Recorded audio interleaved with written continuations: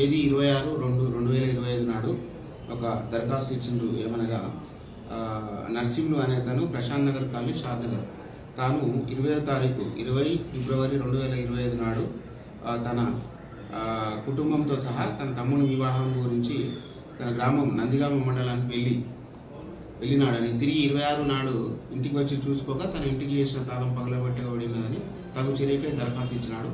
ఇటు నేరం number 212/25 under section 331 clause 4 305 BNS PS Shad నగర్లో కేసు నమోదు చేయడం జరిగింది.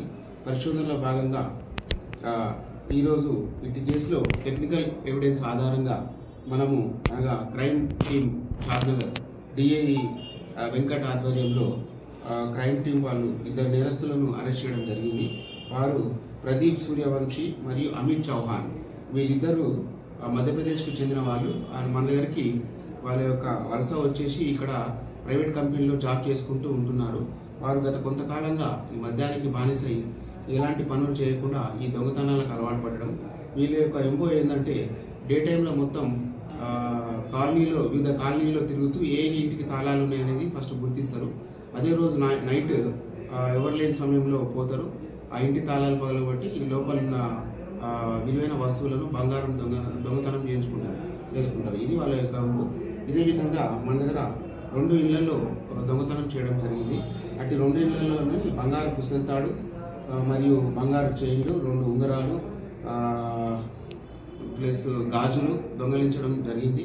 ఇటు కేసులో వీరిని అరెస్ట్ చేసి వీరి వద్ద నుండి 1 గ్రామ్ గోల్డ్ అయినటువంటి చైన్ మరియు బ్లాక్ బీట్ చైన్లు, 2 గాజులు మరియు వెండి సామాను, కొన్ని చిల్లర నగదు వీరి నుంచి స్వాధీనం చేసుకోవడం జరిగింది.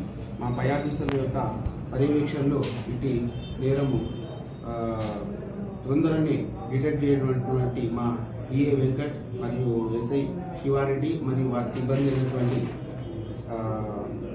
కర్ణాకర్, రఫీ మరియు మిగతా అందరికీ ఉన్నతాధికారులతో మంచి రివార్డ్ చేయడం జరుగుతుంది.